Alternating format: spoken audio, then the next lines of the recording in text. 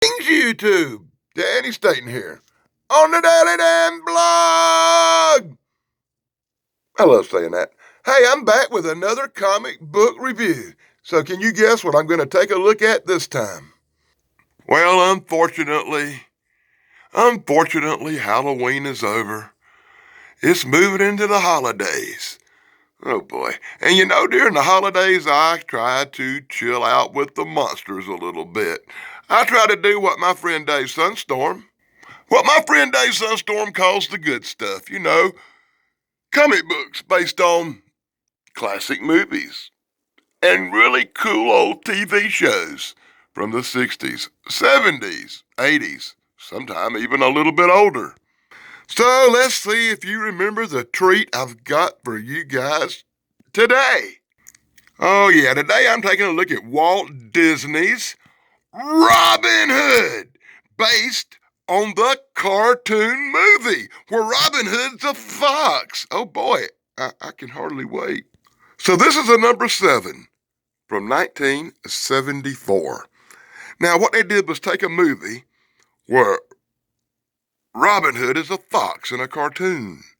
And they decided to make a comic book series out of it. So we're not going to get the actual movie per se in this little comic book. We're going to get Tales of the Robin Hood. Tales of the Robin Hood is a fox cartoon. Maid Marian's a fox. Little John's a bear. Oh God, this is going to be dreadful, I know. But we're going to take a look at it anyway, guys, so just hold tight. So if anybody's seen this movie back in the day, if anybody remembers this, let me know in the comments below. And Dave Sunstorm, if by some miracle you watch this video, let me know if it's the good stuff or not. All right, let's turn the page. Inside the front cover, we get all the really cool back patches you could have put on your shirts and jackets back in 1974. I hate to think how many of these I actually had on my jackets. Dum-da-dum-da. Any comic book that starts out with a rooster singing you a song about what's going on has to be a little bit interesting. Anyway, we're going to get the story of the old Blue Baron right there. The old Blue Baron's robbing people. The old Blue Baron's taking people's money. Robin and Little John Bear encounter this guy, one of Sarah's birds. So in this riveting tale of adventure, Old Crow informs Robin Hood that the Blue Baron is taking everybody's money in taxes. And if you can't pay your taxes, he'll take your last dollar and wash away your nest. Sarah is real upset at this point. Robin Hood and his merry men decide to head off in the direction after a good and hearty meal with Old Crow in search of the tax money and the Blue Baron. Robin wants to get a look at this dastardly thing. Dun dun dun dun. Robin figures out that little box couldn't even hold a tenth of the tax money collected. Robin's going to have to form a dastardly plan. He reaches into his little stash in the tree, throws Old Crow a few dollars to get him on down the road as Prince John prepares with Sir Hiss the snake, to count the loot. Count the money. Count the money. Count the money. And at this point, you get a commercial for some really cool superhero cloth patches for your jacket. Patches were real popular in 1974. No, Lord. So info panels brought to you by the Daily Dan blog. Let me apologize for not showing a trailer from the movie, but it's Disney, and I've done got enough copyrights for this week. Back at the castle, Prince John receives the incredibly bad news that the king, King Richard, could have been captured as the Crusaders fought for the liberation of Israel. Huh. That's a good plot point, right? Little did he know that it was really Robin Hood. Yes, Robin Hood had dressed up like the courier. Robin Hood had snuck in to the castle.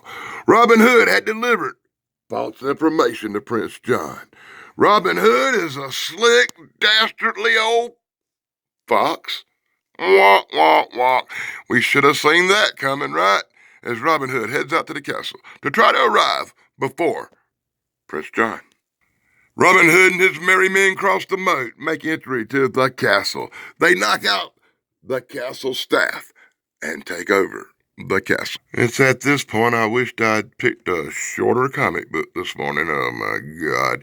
Anyway, Prince John rounds up all the money from the treasury and he heads off to the castle stronghold, where he knows if England is invaded, the treasure will be safe. As Robin Hood and his merry men have took control of the castle unaware to Prince John, Sir Hiss, and the royal enforcements roll into the castle.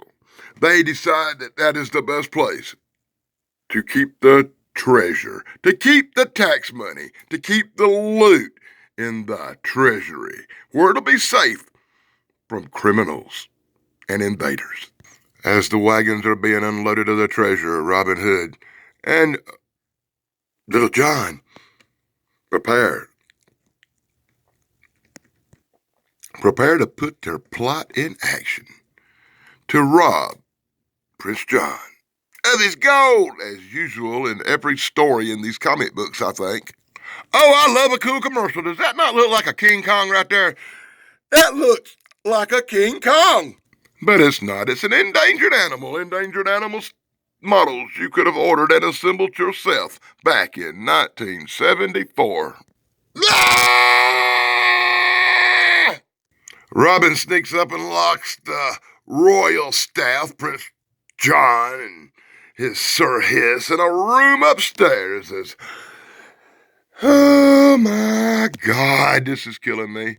As Little John smokes out the castle to cause distraction. They think the castle's on fire. It causes great turbulence among the the prince's staff.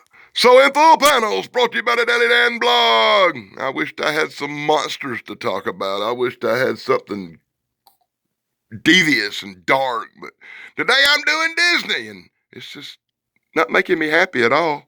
Heck, I'll be lucky Disney don't give me a copyright for showing their comic books, because every time I try to do a Disney anything, I wind up regretting it. Well, this ends just like I thought it would. The distraction works. They think the castle's on fire, and while everybody's trying to hunt down the fire, while everybody's trying to figure out how to put out the fire, Robin Hood and Little John Bear escape. They escape with the treasure. But they're even sneakier and smarter than you think they are. They had tied buckets of grease with holes in it to the back of the wagon. So as they make their escape, they create a slippery trail that no one can follow as the bad guys fall, fling, and splosh into the moat. Robin Hood and Little John Bear have escaped with the treasure. Yay! And Prince John and Sir Hiss evacuate the castle as it is filled with smoke. The end. Thank God. The end. Ah! Ah! Ah! Damn it, my comic book. This day just keeps getting better and better. So, boys and girls, especially girls, do any of y'all remember Barbie's buddy Dusty? That's right. If you had a Barbie could have played with Dusty. She could have played volleyball. She could have played tennis. She could have played golf. She could have done anything. In this incredibly cool Kenner Barbie ripoff. Oh, man. And because it's 1974, of course, need I say it, more patches! Boy, I can't wait. I can't wait for next year when I can do horror books again. Like the one I did last week. Check it out. And around this time is what I always do here. I do a few shout-outs. Let me shout out my bestest bud, Thrash Pondo Ponds. You can see me and Thrash Pondo. We can see us on Sunday afternoons every other week, talking about really cool and classic movies and TV shows and some stuff you probably never heard of, like A Boy and His Dog. Be sure to check out my brother-in-arms, Dave Sunstorm, and his incredible brother, Steven Sunstorm, the Good Stuff Brothers. as well as Pat McCormick at the Golden Ranger TV, YouTube's classic channel. And I guess I should go ahead and throw out a few more shout-outs for like Big BK on the air. Hey, you can see BK and Dave Sunstorm talk about classic commercials. I watched that yesterday. Big Guys 45's Corey's Comedy Channel. Corey, the king of comedy.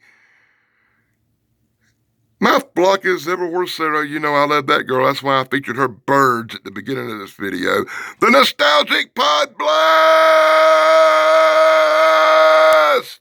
With my main man, Chance. Be sure to check out his shows. Retro Nerd Girl, Brainbenders, Banner, Chrissy, AAP. Homestead, AAP for life. The Unapologetic Geek, Harold the Hatter, with a special shout out to Bigfoot Michigan Rob. Be sure to check out his new books, True Cryptid Encounters 1 and 2, and Eric from Gypsy Road. I hope he watches this and knows how much we all miss him. Please come back to YouTube, Eric. It's not fun without you. Oh, boy. I can hardly wait. And Full Panels brought to you by Daily Dan Blog, another Robin Hood adventure. This time Robin Hood's gonna quest for Excalibur. What? Yep, the hens are all upset. Robin Hood and his merry men were out in the forest. Robin Hood and his merry men heard that something dastardly had happened. Why, the whole flock was out picking barley. Maid Marian was kidnapped by the Gator Gang. What? Yeah, we found Maid Marian's stuff and we found a note and Marian's been kidnapped. Oh my goodness. The excitement never stops. It's Maid Marian's been kidnapped by the evil Gators. And the evil Gators want a sword for her. If you find the magic sword and deliver it to us, Maid Marian will not become Gator bait. Gator bait! He called her Gator bait. And with the holidays up on us, what better than Margie gets free gifts for all her family? Everybody gets something great in the land of Margie. Taking a look at Margie, she probably looks like she needs a shot of penicillin back in 1974. So Robin Hood goes on a quest to the Castle of Darkness right there, buddy. Robin Hood's got to creep into the dark castle, the dark abandoned castle, which legend has it holds the incredible magic sword. The magic sword he must acquire to trade for the kidnapped Marian from the Gators. You know, that's a lot of complicated stuff for 4-year and 5-year-olds who would have bought this Robin Hood piece of crap. It's good. Of all the comic books I've ever reviewed, this one has gave me the biggest headache of them all, as Robin Hood battles the giant birds, the rocks. Of course it'd be a flock of birds, Sarah. It'd be a flock of birds. My friend Sarah, my flock is everywhere, this comic book. I should send it to you because there ain't nothing in here but birds. Ah! I guess Robin Hood's an old genius right there. After a brief look at the castle schematics, it don't take him long to find a secret symbol on the roof and realize the sword's hidden above. Yeah, that's right. After busting out the lever, figuring out the secret contraption, opening the secret roof, he sees the sword shining above, being protected by an army of birds. More birds. More birds. I feel like I'm in the Twilight Zone. Comic books I'd rather be reviewing. Robin deciding not to go one-on-one with the flock uses his incredible bow skills and one trick shot to release the sword. The sword falls, sticks in a nearby timber, which makes Robin's life a lot easier. He grabs the sword, and him and Little John head out to Friar Chick's house in search of Gator Clan so he can trade the sword. He can trade the sword for the princess. Maid Marian must be rescued. Dun dun dun dun. That Gator's looking pretty froggy. I wonder if he got a popper one. Nah, Robin Hood's on the case. Robin Hood sneaks up. Robin Hood lays the sword on the rock. Wasn't he supposed to stick it in the rock? And with that, it's time for a commercial. And we could have seen all the really cool stuff you could have ordered back in 1974. And it boggles my mind to think how many of these things my dumbass actually ordered. And you see these scary life-size pieces of plastic that stuck in the back of doors? I had a Frankenstein, I had a ghost, I had a skeleton. Why did I order these things? I still don't know. I'll swear that there Robin Hood, he was a sneaky little old fox, ain't he, boys and girls? Robin Hood put the sword on the stone as old Gator Boy go to get it. It just jerks away because Robin done put a string on it. And while everybody's attention's on the sword with the string, Big Bear Little John done put the kibosh on the henchman and rescued the Maid Mary. So in full panels, brought to you by the Daily Damn Blog, I give you the epilogue. With the princess being rescued, the gators go on attack. Arrows fly, swords are swinging, and, of course, the birds. The birds attack. The birds attacking are out to... Oh, I ain't gonna say that. I'm trying to get a G rating. Yeah, I gotta watch my language. A little kid might watch this one, right? Oh, good Lord. Anyway, Robin Hood manages to defeat Gator Boy. He throws the sword into the quicksand. Because you really should throw a sword in the quicksand. Gator Boy says, "No, I've got to save the sword," and runs and takes a plunge into the quicksand as the sword sinks under the mud, gone forever. Gator Boy cries for help. Of course, Robin saves Gator Boy because nobody's going to die in a Robin Hood comic book, right? As the minstrel chicken sings the song. We carry the bad guys off to jail, making them pull Maid Marian on the cart. And Lady Cluck. That's her name, Lady Cluck. And so ends this dismal, disgusting nightmare we call Cartoon Robin Hood from 1974.